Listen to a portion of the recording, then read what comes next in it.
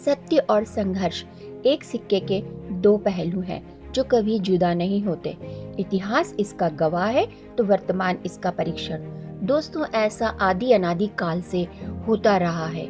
जब जब परमात्मा या फिर उनके कृपा पात्र संत महापुरुष अवतार रूप में इस धरातल पर पाखंडवाद को खत्म करने और अपना सत्य ज्ञान बताने के लिए आते हैं तो जनता उनका पुरजोर विरोध करती है।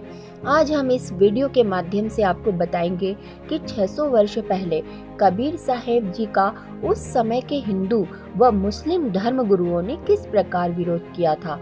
दोस्तों, कबीर साहेब जी को 52 बार, जी हाँ 52 टाइम्स उनको मारने की कोशिश की गई, उनको यातनाएं दी गई। उन्हीं में से कुछ यातनाओं का जिक्र आज हम करेंगे, लेकिन उससे पहले इसके पीछे का कारण जान लेते हैं कि ये यातनाएं उनको क्यों दी गई थी। दोस्तों, कबीर जी ने धार्मिक और सामाजिक पाखंड का विरोध किया व सद ग्रंथों में वर्णित सत्य भक्ति का प्रकाश फैलाने के लिए जगह जगह अपना अमर संदेश सुनाया। जहाँ शास्त्र विरुद्ध साधना कर रहे हिंदुओं को उन्होंने अपनी वाणियों द्वारा जगाया कि 3 देव की जो करते भक्ति उनकी कभी न होवे मुक्ति, तो वही मुसलमानों द्वारा की जाने वाली हत्याओं का भी उन्होंने विरोध किया। कबीर दिन को रोजा रहत है, रात हनत है गाय, यह खून वह बंदगी, कहूँ क्यों खुशी खुदाए। कबीर जी की इन्हीं खरी खरी बातों का परिणाम निकला उन्हें खत्म करने की साजिश, ताकि हिंदू व मुस्लिम धर्म गुरुओं की पोल आम जनता के सामने न खुल जाए। दोस्तों, कबीर जी को खत्म करने के इस कुकृत्य का अगुवा था शेख तकी। दरअसल शेख तकी मुस्लिम बादशाह सिकंदर लोधी का धार्मिक पीर था। वह कबीर जी से ईर्ष्या रखता था क्योंकि सिकंदर लोधी कबीर जी के प्रशंसक बन गए थे। इसी ईर्ष्यावश शेख तकी ने हजारों मुसलमानों को इकट्ठा करके कहा कि इस कबीर को उबलते सरसों के तेल के कढ़ाई में डालेंगे, यदि नहीं मरा तो हम इसको भगवान मान लेंगे। तेल की कढ़ाई को उबालकर कबीर जी को बुलाया गया। वहाँ सबकी मंशा देखकर कबीर जी खुद उबलते तेल की कढ़ाई में विराजमान हो गए। सभी इंतजार में थे कि कबीर जी जल जाएंगे। उस समय गर्दन कबीर जी की बाहर थी, बाकी शरीर गर्म तेल में था, लेकिन फिर भी कबीर जी उबलते तेल में ऐसे बैठे रहे जैसे ठंडे पानी में कोई बैठता है, और यह संदेश दिया कि वह अविनाशी है। इससे क्षुब्ध होकर शेख तकी कबीर जी से माफी मांगने की बजाय उनसे और ज्यादा ईर्ष्या करने लगा, और एक बार फिर योजना बनाकर शेख तकी कबीर जी को मरवाने के लिए उनको बांध जोड़कर ले गया और जाकर एक गहरे झेरे कुएं में डलवा दिया। फिर वहां पर इकट्ठा किए हुए हजारों व्यक्तियों से उस गहरे कुएं में मिट्टी, कांटेदार छड़ी, ईंट, गोबर आदि डलवाकर कुएं को 150 फीट ऊपर तक पूरा भर दिया। सबने खुशी मनाई कि आज तो काफिर को खत्म कर दिया। जिसके बाद शेख तकी हाथ मुंह धोकर सिकंदर लोधी के पास गया और कहा कि राजा, कर दिया तेरे शेर को समाप्त। उसके ऊपर इतनी मिट्टी डाल दी कि अब किसी भी प्रकार बाहर नहीं आ सकता। राजा सिकंदर उनकी बात को समझ न सका और पूछा, पीर जी आप किसकी बात कर रहे हो? शेख तकी बोला, तेरे कबीर अल्लाह की, और किसकी? हमने इसको कुएं में डालकर खत्म कर दिया है। राजा ने कहा, क्या बात करते हो पीर जी? कबीर जी तो अंदर कमरे में बैठे हैं, वह तो कहीं पर गए ही नहीं। उसके बाद शेख तकी ने तुरंत अंदर जाकर देखा तो कबीर जी अंदर कमरे में आराम से आसन पर बैठे हैं। इतना सब देखने के बावजूद भी शेख तकी और अन्य धार्मिक गुरु पीर नहीं मानते भी कैसे? उन्हें तो भगवान से ज्यादा समाज में अपनी पद प्रतिष्ठा और महिमा के कम होने की चिंता थी। तभी तो कबीर परमेश्वर कहते हैं, राज तजना सहज है, सहज तरिया करने, मान बढ़ाई ईर्ष्या दुर्लभ तजना किए। बार बार इस तरह के विफल प्रयास करके सभी परेशान हो गए। फिर उन्होंने एक साजिश और रची कि कबीर को तलवार से काटकर उसके टुकड़े टुकड़े कर दो। शेख तकी ने इस कुकृत्य के लिए कुछ गुंडे तैयार किए और देर रात्रि जब कबीर जी सो रहे थे तब शेख तकी उन गुंडों के साथ वहां आया और उसने कबीर जी पर बेतहाशा तलवार से वार किए, लेकिन तलवार कबीर जी के शरीर से आर पार निकल जाती। फिर भी अनगिनत वार कर उन्होंने कबीर जी को अपनी तरफ से टुकड़े टुकड़े करके मृत समझ लिया। लेकिन समर्थ को कौन मार सकता है। जब शेख तकी और वो गुंडे चलने लगे तो कबीर जी ने पीछे खड़े होकर आवाज लगाई कि शेख तकी, आज कुटिया पर आए हो तो दूध पी के ही जाना।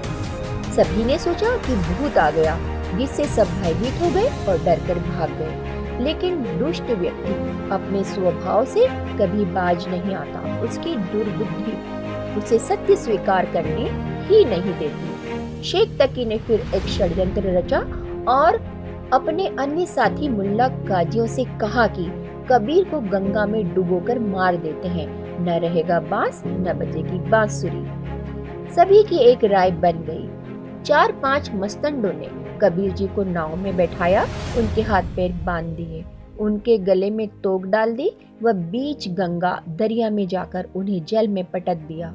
लेकिन क्या होना था, कबीर जी को लगाई हुई सभी बेड़ियां टूट गई और वह जल पर आराम से बैठ गए। जिसके बाद शेख तकी ने आदेश दिया, इसे पत्थर मारो, बचना नहीं चाहिए आज।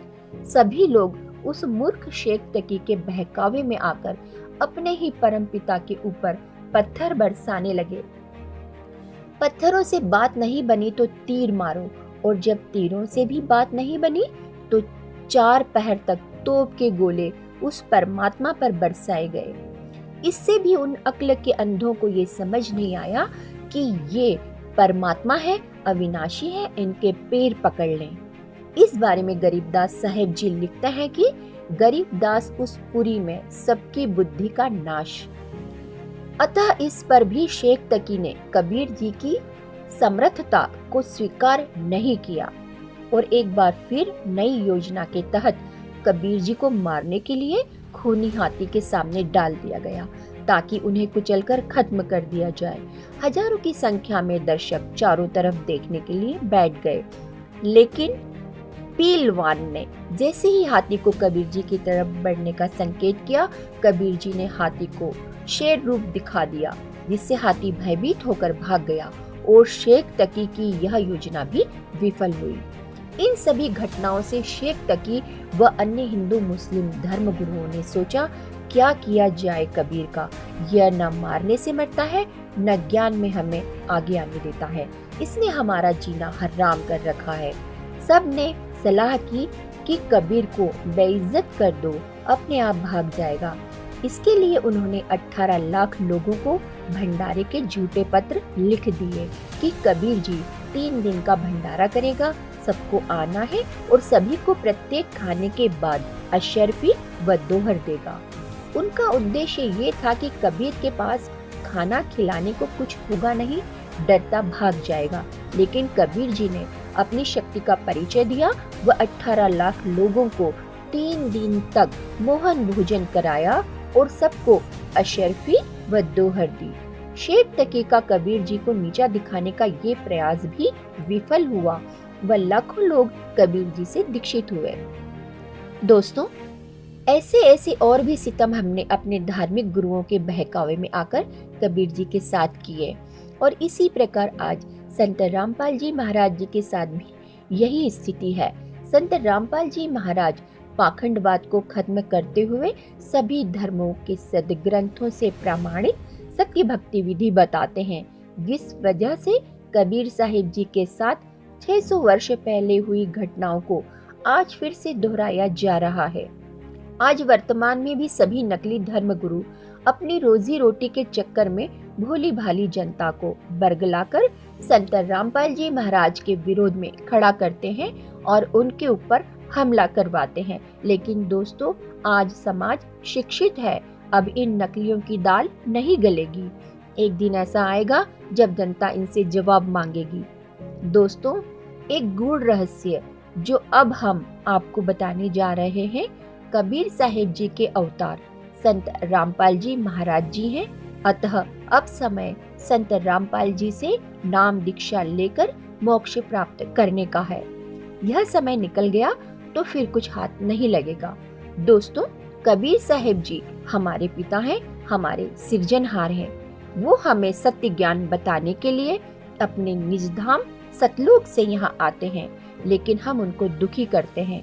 एक शराबी बच्चे की तरह हम अपने पिता के साथ अभद्र व्यवहार करते हैं, लेकिन वह दयालु हैं, हमारे जनक हैं और वही हमारे एकमात्र शुभ चिंतक हैं। तो दोस्तों, आप सभी से प्रार्थना है कि इतिहास में की हुई गलतियों को फिर से ना दोहराएं, संत रामपाल जी महाराज जी को पहचानें, उनका ज्ञान सुने और गुरु दीक्षा लेकर अपना कल्याण करवाएं। धन्यवाद।